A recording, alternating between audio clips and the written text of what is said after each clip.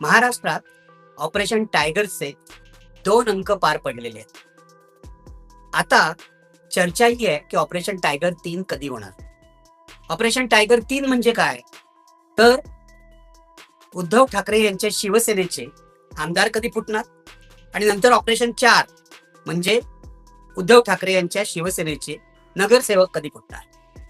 पण ही सगळी उद्धव ठाकरे यांच्या शिवसेनेबद्दल चर्चा चालू असताना दुसरीकडे शरद पवार यांची सुद्धा चिंता वाढलेली आहे.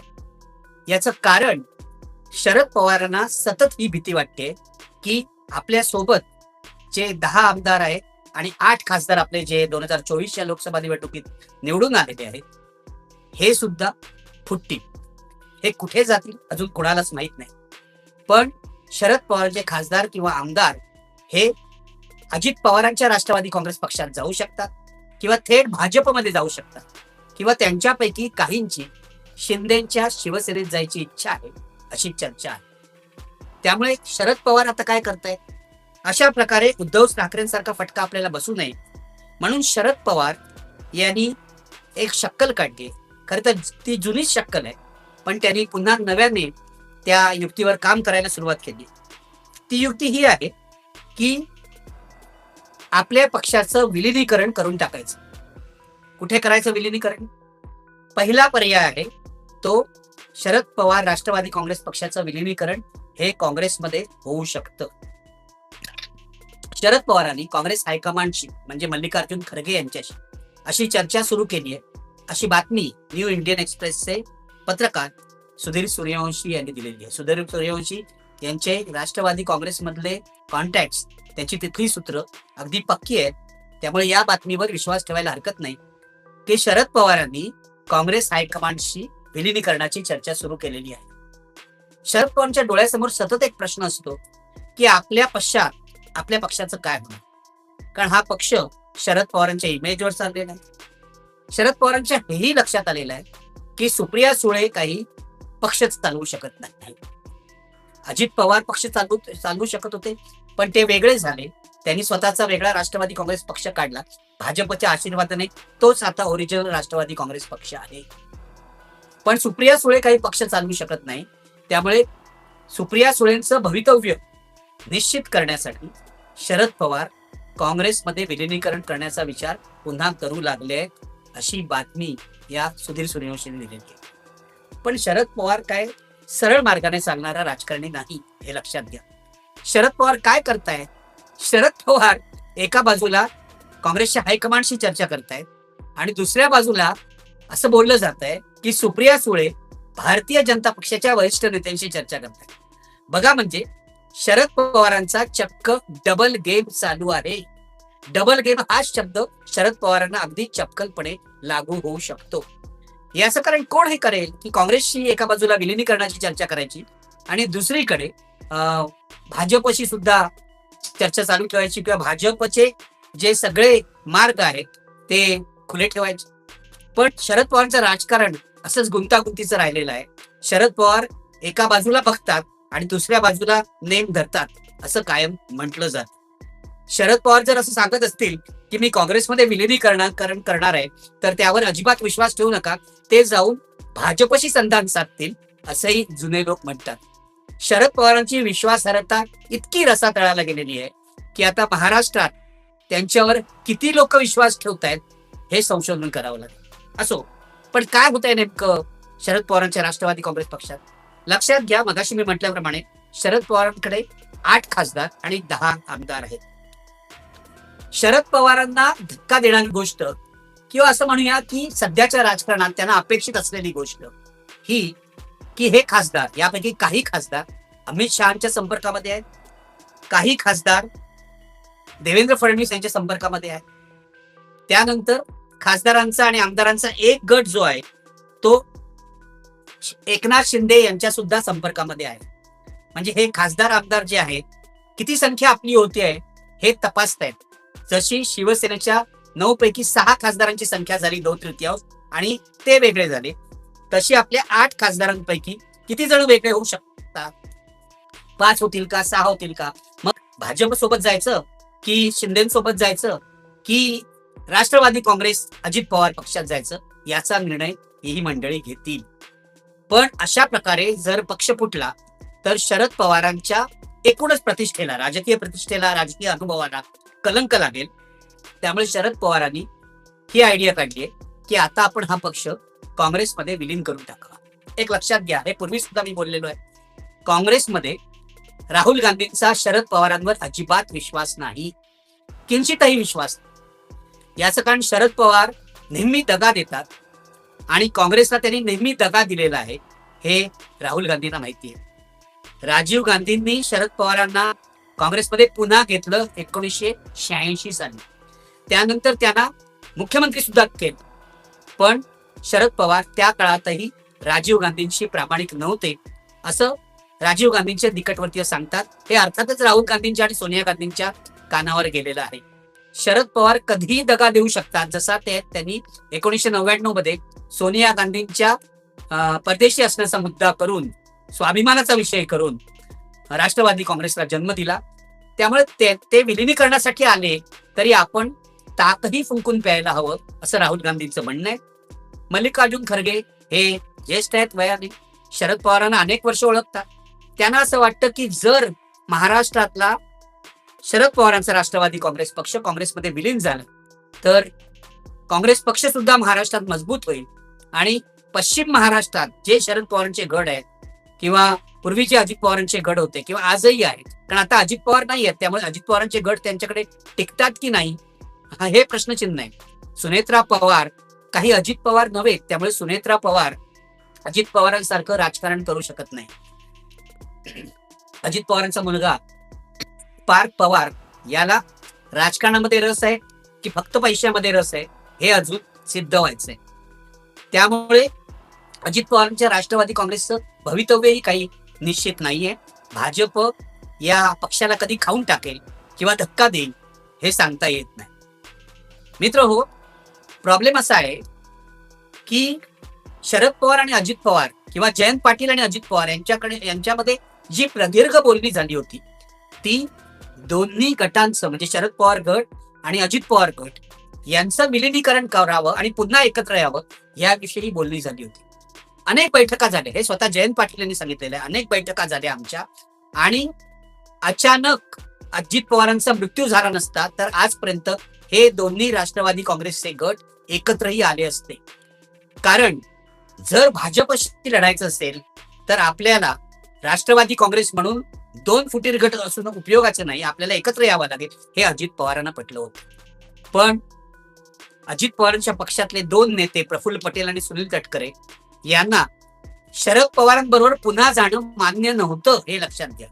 म्हणून अजित पवारांनी संपूर्ण चर्चेमध्ये ज्या काही बैठका झाल्या त्यामध्ये या दोन्ही नेत्यांना सामील करून घेतलं नव्हतं. जयंत पाटील, अजित पवार, कधीतरी रोहित पवार असे 4-5 लोकच या चर्चेमध्ये सामील होत होते. अजित पवारांच्या मृत्यूनंतर ज्या घटना घडल्या त्यामध्ये हे स्पष्ट झालं की आता विलिनीकरण होऊ शकत नाही. अजित पवारांचा पक्ष हायजॅक करायचा प्रयत्न केला प्रफुल्ल पटेल आणि सुनील तटकरे यांनी. या दोघांनाही असं वाटतं की भवितव्याच्या दृष्टीने आपण भाजपच्या जवळ असणं आवश्यक आहे. पण सुनेत्रा पवारांनी त्यांना चाप लावला हे लक्षात घ्या. त्यांचे काही निर्णय सुनेत्रा पवारांनी फिरवले. पण एक गोष्ट स्पष्ट झाली की आता शरद पवार आणि अजित पवार यांच्या राष्ट्रवादी काँग्रेसचं विलिनीकरण काही होणार नाही. त्यामुळे पुन्हा एकदा शरद पवारांसमोर एक प्रश्न उभा राहिला की आता काय करायचं. शरद पवारांचा एकमेव उद्देश आहे, शरद पवार काही सांगत की जयंत पाटलांचं काय भवितव्य किंवा रोहित पवारांचं काय भवितव्य, अमोल कोल्हेंचं काय भवितव्य, त्याला काही अर्थ नाही. याचं कारण अमोल कोल्हे असतील, रोहित पवार असतील किंवा जयंत पाटील असतील हे स्वतःचं भवितव्य सुरक्षित करायला समर्थ आहे ते लक्षात. पण जोपर्यंत आपण शरद पवारांबरोबर आहोत तोपर्यंत त्यांच्याशीच प्रामाणिक राहायचं हा त्यांचा निर्णय आहे. तिघांनाही भाजप सोबत जाण्याची इच्छा नाही. पण सुप्रिया सुळेंचा आता विचार वेगळा आहे हे लक्षात घ्या. एका बाजूला शरद पवार काँग्रेस हायकमांडशी बोलतायत आणि दुसऱ्या बाजूला सुप्रिया सुळे मोदी आणि अमित शहाना फिलस पाठवताय. हा काय प्रकार आहे. सुप्रिया सुळेंनी हे नाकारलेलं आहे की मी भाजप सोबत जाणार, यात काही तथ्य नाही. पण राजकीय वर्तुळात त्यांच्यावर कुणीही विश्वास ठेवायला तयार नाहीये. कारण अलीकडेच सुप्रिया सुळेंच्या मुलीचं लग्न झालं. भारतीय जनता पक्षाच्या एका नवनिर्वाचित म्हणजे विधान परिषदेतल्या आमदारांशी, जे पैशाने गब्बर आहे ते लक्षात ठेवा. आणि हा जो आमदार आहे, जो सुप्रिया सुळेंचा व्याही झालेला आहे, तो देवेंद्र फडणवीस यांचा निकटवर्ती आहे, नागपूरचाही, हे लक्षात घ्या. त्यामुळे आता हे जे लोक सांगतात, शरद पवारही पहिल्यापासून सांगतात, महाराष्ट्रात राजकीय संबंध आणि वैयक्तिक संबंध वेगळे ठेवले जातात किंवा राजकीय मतभेद हे वैयक्तिक संबंधांच्या आड येत नाहीत. याला काही अर्थ नाही. ही फसवाफसवी आहे. मी पहिल्यापासून सांगतो, अनेकदा मी हे बोललेलो आहे. याचं कारण, ज्या राजकीय नेत्यांचे वैयक्तिक संबंध असतात त्यांचे काही काळाने व्यावहारिक संबंध, बिझनेस डील सुद्धा होतात. हे आपण बघितलेलं आहे. शरद पवार आणि नितीन गडकरींचे वैयक्तिक संबंध चांगले आहेत, पण त्यांचे राजकीय संबंध सुद्धा वेगळ्या पातळीवरचे आहेत. त्यांचे व्यावसायिक संबंध सुद्धा वेगळ्या पातळीवरचे आहेत. हे खरंच आहे. म्हणून नितीन गडकरींना भाजपचे शरद पवारच म्हटलं जातं, हे लक्षात घ्या. तेव्हा सुप्रिया सुळे जे म्हणतात, माझ्या मुलीने भाजपच्या किंवा संघाच्या घरामध्ये लग्न केलं तर काय हरकत आहे वगैरे, हे काही प्रेमविवाह नाहीये. प्रेमविवाह असता तर मी समजू शकत होतो. हे अरेंज मॅरेज आहे, लक्षात ठेवा. तुम्ही जेव्हा शाहू फुले आंबेडकरांचा वारसा सांगणारा एक परिवार आपली मुलगी RSSच्या कुटुंबात देतं, तेव्हा काही प्रश्न वैचारिक उभे राहतात. आता तुमच्या वैचारिक निष्ठा किती प्रखर आहेत यावर हे अवलंबून राहतं. मला माहित नाही सुप्रिया सुळेंच्या वैचारिक निष्ठा किती प्रखर आहे. मला कायम शंका आहे यांच्याविषयी, कारण शरद पवारांच्याही वैचारिक निष्ठा स्पष्ट नव्हत्या. डबल गेम त्यांना म्हणतात, त्याचं कारण शरद पवारांची प्रतिमा कायम पुरोगामी राहिलेली आहे. ते कायम शाहू फुले आंबेडकर वगैरे नावं घेतात, मात्र व्यवहारात त्यांनी कायम भाजपशी सोयरी केलेली आहे. 1978 पासून तुम्ही लक्षात घ्या.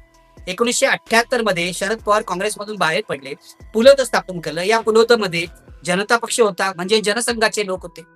त्यानंतर शरद पवारांचे सतत राज्याच्या पातळीवर आणि राष्ट्रीय पातळीवर जनसंघ आणि त्यानंतर 1980 नंतर भाजपच्या नेत्यांशी अत्यंत जिव्हाळ्याचे संबंध राहिलेले. अटल बिहारी वाजपेयी असतील, भैरवसिंग शेखावत असतील, लालकृष्ण अडवाणी असतील, यांच्याशी शरद पवारांचा उत्कृष्ट संवाद राहिलेला आहे. किंवा शरद पवारांचे सर्व पक्षामध्ये चांगले संबंध राहिलेले आहेत. आणि एका दृष्टीने ही सकारात्मक गोष्ट आहे, पण राजकारण अशा पद्धतीने सरळपणे चालत नाही. वापर शरद पवार अनेकदा राजकीय खेळ्या रचण्यासाठी सुद्धा करून घेतात, हे लक्षात घ्या. शरद पवारांची प्रतिमा महाराष्ट्रात पुरोगामी आहे. शरद पवारांनी कायम समाजवाद्यांना, डाव्यांना आपल्या सोबत ठेवलेलं आहे. काही समाजवादी संस्थांना त्यांनी देणग्या दिलेल्या आहेत, पैशाची मदतही केलेली आहे. पण व्यवहारात शरद पवार संघाशी सोयरीक कधी करतील, भाजपशी सोयरीक कधी करतील, हे सांगता येत नाही. मला असं वाटतं की शरद पवारांच्या दृष्टीने त्यांच्या राजकारणाचा अत्युच्च क्षण हा 2024ची लोकसभा निवडणूक होता. लोकसभा निवडणुकीच्या पूर्वी जे काय घडलं, शरद पवारांनी कणखर भूमिका घेतली, भाजप विरोधी ठामपणे उभे राहिले, हा अत्युच्च क्षण होता. पण त्यानंतर शरद पवारांनी जे केलेलं आहे, ही बोटचेपी भूमिका आहे. त्यांचे मोदीशी असलेले संबंध, त्यांचे अडाणीशी संबंध जे आहेत, ते नेहमी वादग्रस्त ठरलेले आहेत, हे लक्षात घ्या. आजही या क्षणाला सुद्धा अदानी आणि अंबानी यांच्याशी शरद पवारांचे जवळचे संबंध आहेत. त्यामुळे इंडिया आघाडीतले इतर नेते शरद पवारांकडे कायम संशयाने पाहतात. हेही आपल्याला लक्षात घ्यायला पाहिजे. मुद्दा आहे की शरद पवारांचं राजकारण कॉम्प्लिकेटेड आहे. एका काँग्रेस नेत्याच्या म्हणण्याप्रमाणे शरद पवार एका बाजूला हायकमांडशी चर्चा करतायत, मल्लिकार्जुन खरगेंशी चर्चा करतायत, आणि त्यात काय सांगतायत की माझ्या मुलीचं भवितव्य सुरक्षित करा, बाकी काही नाही. जयंत पाटील नाही, रोहित पवार नाही. तुम्हाला जर हे विलीनीकरण मान्य असेल, तर एक तर पहिली गोष्ट म्हणजे महाराष्ट्रात काँग्रेसचा जो प्रदेशाध्यक्ष होईल तो माझ्या पसंतीचा असायला पाहिजे. आणि राष्ट्रीय पातळीवर सुप्रिया सुळेंना एक महत्वाचं पद काँग्रेसमध्ये मिळायला पाहिजे, उपाध्यक्ष वगैरे, किंवा सेक्रेटरी असेल, सरचिटणीस असेल, हे पद मिळायला पाहिजे. अशा शरद पवारांच्या मागण्या काँग्रेसकडे, असं सांगितलं जातं, ज्या मागण्या राहुल गांधींना अजिबात मान्य नाही आहेत, हे लक्षात घ्या. शरद पवार दुसऱ्या बाजूला सुप्रिया सुळेंना भाजपच्या नेत्यांशी बोलायला का सांगताय किंवा सांगितलं असेल, तर या काँग्रेस नेत्याचं असं म्हणणं आहे की शरद पवार असा डबल गेम करून काँग्रेसवर दबाव आणण्याचा प्रयत्न करतात, काँग्रेस नेत्यांवर दबाव आणण्याचा प्रयत्न करतात. म्हणजे जर तुम्ही नाही म्हणालात तर मी जाऊ शकतो, मी एनडीए बरोबर जाऊ शकतो, मी भाजपशी सोयरी करू शकतो, असं ते सांगू इच्छित आहेत. पण एक लक्षात घ्या, ज्या क्षणाला शरद पवार भाजप बरोबर उघडपणे जातील, आजपर्यंत आपल्या संपूर्ण करिअरमध्ये 1966 पासून आजपर्यंत शरद पवार उघडपणे कधीही भाजपबरोबर गेलेले नाहीत. म्हणजे त्यांच्या मंत्रिमंडळात भाजपचे लोक होते, जनसंघाचे लोक होते, जनता पक्षाचे लोक होते, पण भाजपबरोबर जाहीरपणे त्यांनी युती केली आहे किंवा राष्ट्रवादी काँग्रेसने युती केली आहे असं कधीही घडलेलं नाही. जर यावेळेला शरद पवारांनी खरोखरच एनडीए मध्ये जाण्याचा निर्णय घेतला तर त्यांच्या प्रतिमेला मोठा तडा जाईल. ज्या लोकांचा भ्रम आहे की शरद पवार पुरोगामी आहेत, शरद पवार पुरोगामी वगैरे काही नाही. शरद पवार पुरोगामी भाषा बोलतात आणि जे क्रोनी कॅपिटलिस्ट आहेत, जे भ्रष्ट उद्योजक आहेत, उद्योगपती आहेत, यांच्याशी अलायन्स करतात. हे अख्ख्या महाराष्ट्राने नाही, अख्ख्या देशाने बघितलेलं आहे. मुद्दा हा आहे की शरद पवार काय करतील हे क्षणाला सांगता येत नाही. त्यांचं डील काँग्रेस बरोबर चाललंय, दुसऱ्या बाजूला सुप्रिया सुळे भाजपशी बोलतायत असं म्हटलं जातंय. ही बातमी बाहेर आल्यावर सुप्रिया सुळेंनी नकार दिला, पण त्यावर कुणीच विश्वास ठेवायला तयार नाही. अमोल कोल्हेही अशी वक्तव्य करतायत की मुख्यमंत्री देवेंद्र फडणवीस किती कर्तबगार आहेत वगैरे वगैरे वगैरे. आता नंतर त्यांना पत्रकारांना विचारले, ते म्हणाले नाही नाही मी काही भाजप बरोबर जाणार नाही, मी फक्त फडणवीसांच्या कामाचं कौतुक केलं, ते जे इन्फ्रास्ट्रक्चर तयार केलंय करतायत त्याचं कौतुक केलं. पण यावरही कोणी विश्वास ठेवायला तयार नाही. जर उद्धव ठाकरे यांच्या शिवसेनेचे लोक मोहाला बळी पडू शकतात आणि जाऊ शकतात शिंदेच्या सेनेमध्ये, तर शरद पवारांचे 10 आमदार आणि 8 खासदार कोण आहेत तेही मोहाला बळी पडू शकतात. किंबहुना आतापर्यंत त्यांनी संधान बांधलेलं आहे. शरद पवारांच्या आमदारांपैकी अनेक जण असं म्हटलं जातं, इन्क्लुडिंग रोहित पाटील, RR पाटलांचा मुलगा, हा सुद्धा फडणवीस यांच्याशी संधान बांधून आहे. फडणवीस त्याची कामं करतायत असं बोलत जातं. सगळ्यात तरुण असा तो आमदार आहे शरद पवारांच्या पक्षाचा, आणि आबांचा मुलगा असल्यामुळे, RR पाटलांचा मुलगा असल्यामुळे त्याच्याविषयी लोकांना आस्था आहे. पण त्यांनी सुद्धा व्यवस्थित फडणवीसांची संधान बांधलेलं आहे आणि आपली कामं तो करून घेतोय असं सांगितलं जातं. तेव्हा प्रश्न असा आहे, प्रश्न विश्वासार्हतेचा आहे. परवा कोणीतरी लिहिलं होतं की महाराष्ट्राच्या राजकारणातला विश्वास हा शब्द संपलेला आहे. कुणाविषयी विश्वास नाही, कसलाच विश्वास नाही, कुणीही कुणावर विश्वास ठेवू शकणार नाही. आज जो आपला मित्र आहे तो उद्या शत्रू होऊ शकतो, हे सगळे गृहीत धरून चाललेले आहेत. त्यामुळे शरद पवारांची पुढची खेळी काय आहे हे बघावं लागेल. जर त्यांनी काँग्रेसमध्ये विलिनीकरणाचा निर्णय घेतला तर हे जे 8 खासदार आणि 10 आमदार आहेत त्यांना तो मान्य आहे का, हा सुद्धा महत्वाचा प्रश्न आहे. कारण ते स्वतंत्रपणे आपला 2/3 गट स्थापन करून जसं उद्धव ठाकरेंच्या खासदारांनी केलं तसं करू शकतात.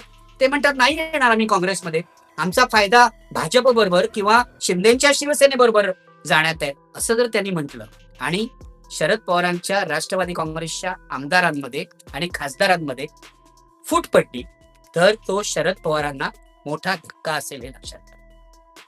आज परिस्थिती अशी आहे की महाराष्ट्रात शरद पवारांच्या पक्षाला फारसं काही भवितव्य मला दिसत नाही. जयंत पाटील कुठेही फिट होऊ शकतात. जयंत पाटील अनेकदा ही बातमी आली की ते भाजपमध्ये जातील, ते कदाचित काँग्रेसमध्येही जाऊ शकतात. रोहित पवार आणि अमोल कोल्हेही कुठेही फिट होऊ शकतात. रोहित पवारने सांगितलं मी भाजपमध्ये जाणार नाही, शरद पवार जरी गेले तरी मी जाणार नाही. बघावं लागेल आपल्याला माणसं काय बोलतात आणि नंतर कृती काय करतात.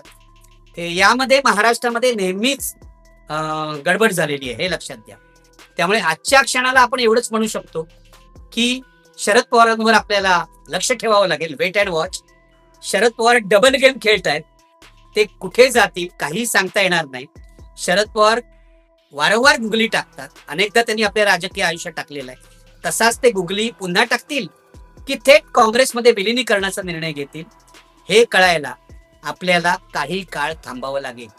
पण फार उशीर करून शरद पवारांना चालणार नाही, कारण शरद पवारांनंतर या पक्षाला काहीही भवितव्य नाही. त्यामुळे आपण असेपर्यंतच आपल्या मुलीची सोय त्यांना लावायची आहे आणि ते समजण्यासारखं आहे. म्हणजे एखाद्या नेत्याच्या आयुष्यात तर आपल्या मुलांची सोय लावणं एवढाच उद्देश असेल तर दुसरं काहीच होऊ शकत नाही. जसं शेवटी बाळासाहेब ठाकरेंनी उद्धव ठाकरे आणि आदित्य ठाकरेंना सांभाळा असं आपल्या समर्थकांना सांगितलं, तसं शरद पवार सांगू शकतात की आता सुप्रियाला सांभाळणं तुमचं काम आहे वगैरे वगैरे वगैरे. असो, तर आज एवढंच पुरे.